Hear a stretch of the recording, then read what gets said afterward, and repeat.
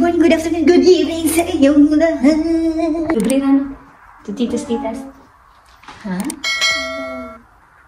Just hello. Thanks God. Medyo okay na yung chickenpox niya. Dito nawala na ako. Nangingit. Sa this time, kailangan ko mag-prepare ng Filipino-style pork barbecue. May na-marinate na pala ako dito. So, kailangan ko lang itong i-prepare. Dahil mamaya, rarampas Manang Margie. Marinate na pala ako ng pork last night. Huwag na kayo magtaka kung every time marinate ako, nasa ice cream container. Gusto ko kasi na mas masarap pa sa ice cream yung magiging pork barbecue. Tignan natin kung ano ang magiging reaction nila. So first and foremost, ating mahiwagang apron.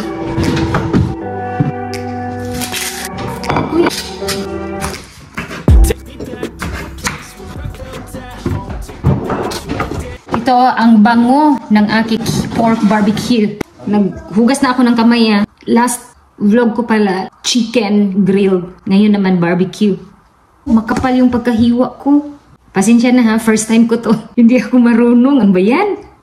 Yung may onion at saka peppers, sa kanya yan.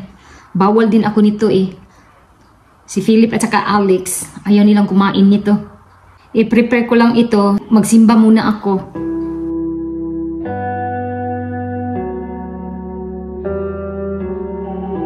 Kakarating ko lang galing church. Tapos inihanda ko na yung pang barbecue.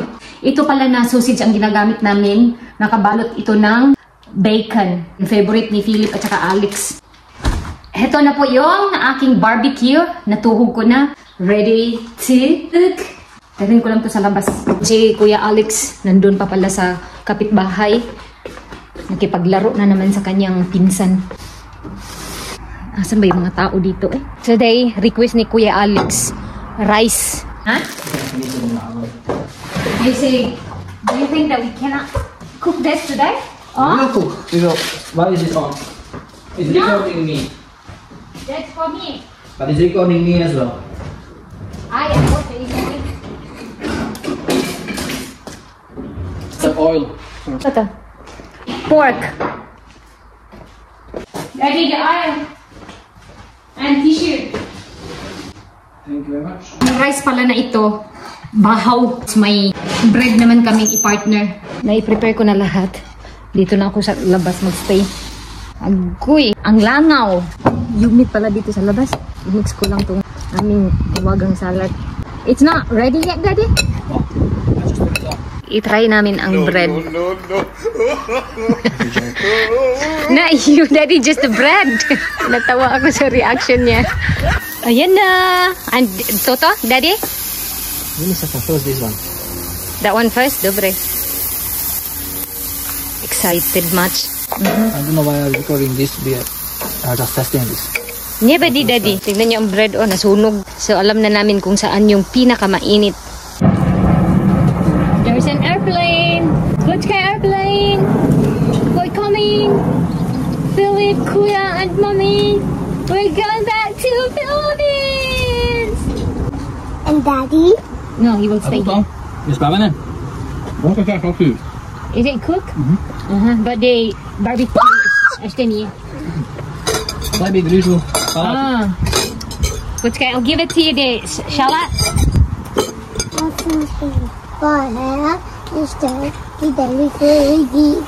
Thanks.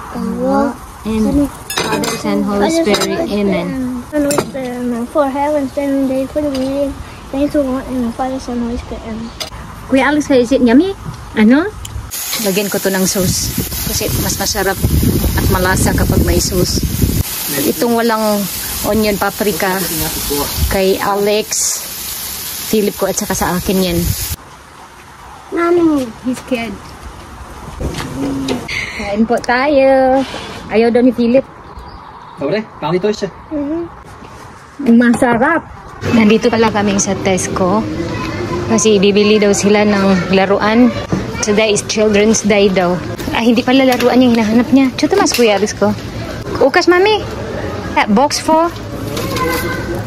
How much is that? Uy, that is too expensive. Then, tignan nyo naman si Philip. Philip ko. Ah! Tuwang-tuwa yan siya. Pupunta yan doon sa sweets area. Ako maghahanap ng whipping cream para sa aking cake. Magagawa na naman ako ulit. Asan ba yun ay? Whipping cream, magpakita ka. Ay, alam ko na. Nandyan pala sa fridge ninyo. Nakita ko na. Nasa harapan ko lang pala. Akala ko, nasa General Santos City na. Charis. Binago ko pala ang aking hairstyle. Parang pugaran ng manok ba? Kaya inayos ko. Kabili na pala kami ng eggs.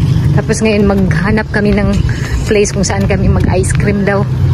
Request ng mga bata. Nandito na pala kami sa Seafair kung saan bibili kami ng ice cream. Diyan kami bibili ng ice cream sa maraming nakapila. Is it nice, Alex ka? Masarap po yung napili ko. Tsokolada, Kuya Alex ko, Dubai. Dubai ka chocolate. Nandito na po pala kami sa bahay. And then tignan nyo ang katawan ni Kuya Alex. Ang bulutong niya. Nag-dry na dito. Pero nagpapasalamat ako na hindi masyadong marami dito sa likuran. At yung dito sa harap niya, ay ito yung pinakauna na medyo nag-dry na rin. Pang 3 days na pala ito. Meron din siya dito sa ulo. This is our chef. This mother. Hindi na masyadong kumalat dahil may nailagay po kaming gamot para sa chicken pox niya. Ipapakita ko sa inyo ha. Galing sa pharmacy. Binili namin, pangalan nito, Tantum Verde. Hindi siya, pwede daw ito iinom. Usually, ginagamitan ko ng cotton. Tapos ipapahid lang ba? Tapos ganito ang hitsura Everyday ko to nilalagay 3 times a day. Para madali lang daw mag-heal. Magpapatulong pala ako kay Kuya Alex dahil hindi pa ako pwedeng magbuhat. Tutulungan daw nila ako doon sa room. Kukunin ko lang yung mga blanket. What's him, Kuya? Gigisi. Ayaw ko pang magbuhat. 2 months pa lang ako after operasyon.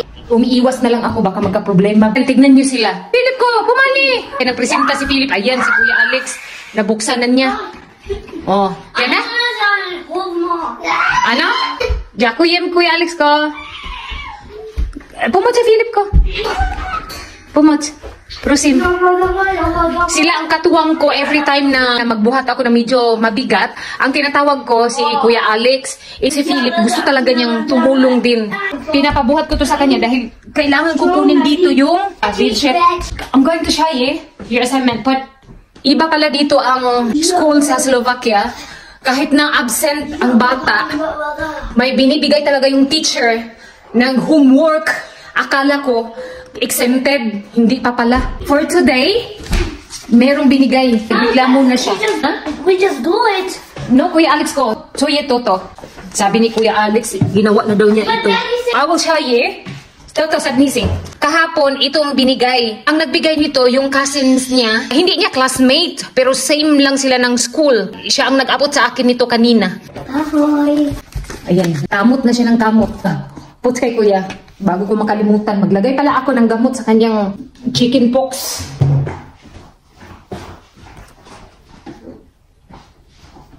For the pokobidi, Kuya.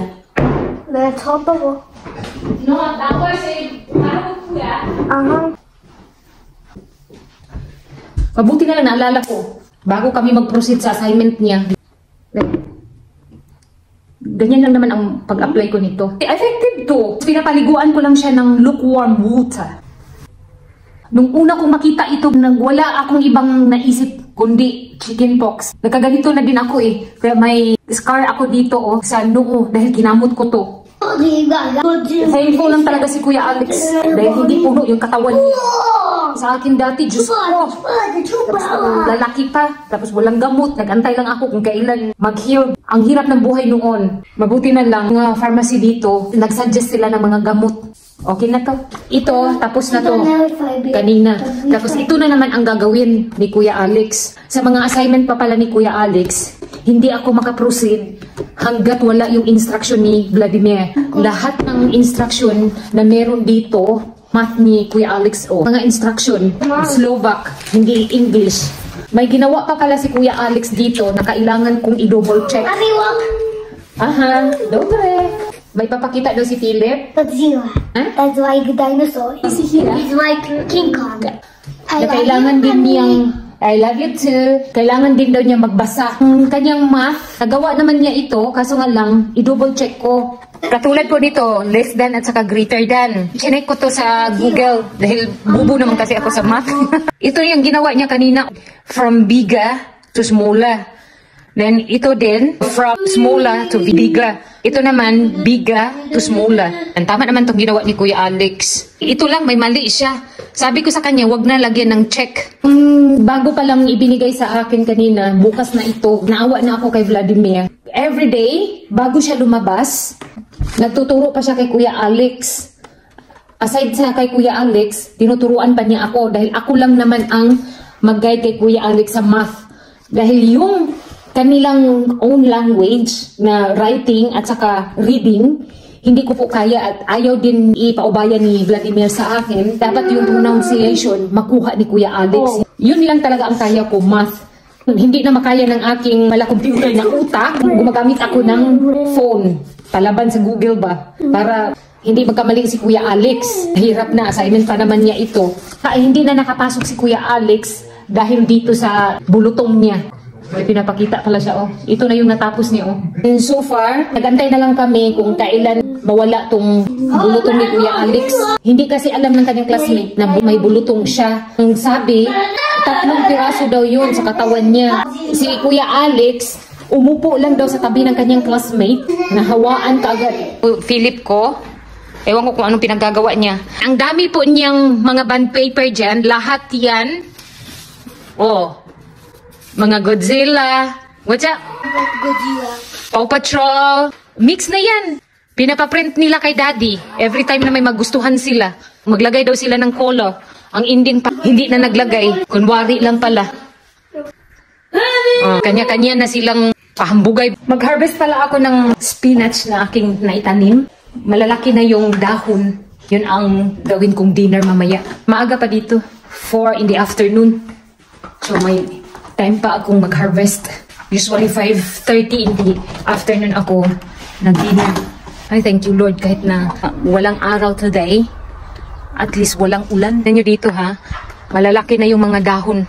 Ang sarap pala ng pakiramdam kapag may garden. Kahit maliit lang. At least makakain ako ng fresh vegetables. Pwede na to. Naka-harvest na pala ako dito. Ayan oh. Para sa akin, okay lang naman na maliit lang tong garden ko. At least, may naitanim ako ba? Ang sarap pa naman kainin kapag fresh. Kapag may tinanim, may aanihin. Anyway, may naitanim pa naman ako dito. Medyo marami to oh. Nagsiksikan. Mali ata tong pagkatanim ko eh. So at least, hindi sila namatay. So itong cucumber ko, hindi ko alam kung may pag-asa pa ba to para mangikunhod. Oy, more than 1 month na ito. Ganyan lang siya kalaki. Ewan ko ano nangyari niyan, oy. Hugasan ko na maigi itong spinach na ito. Dahil maraming buhangin nakadikit sa dahon. Ito na lahat yung spinach na na-harvest ko. Gagawa lang ako ng noodle soup para sa mga bata. Ito yung kanilang magiging dinner. Lagyan ko lang ng konting cabbage ito. Lagyan ko na lang din ng Chinese pizza para mas healthy. May mga gulay sila. Okay na to, lagyan ko lang ng noodles. Lagyan ko din ng itlog. Mas gusto kasi nila na may itlog. Naka-prepare na rin ang aking salad. Nagamit ko na pala ito oh. Ang na-order ko sa Temu. Ganyan na ang paggamit ko. Maganda kasi ito eh. Para lahat ng tumutulo na galing sa kutsara at saka takip ng kaldero. Dito lahat nakasala. Tapos ko nang maluto ito. Saka ko na ilagay sa...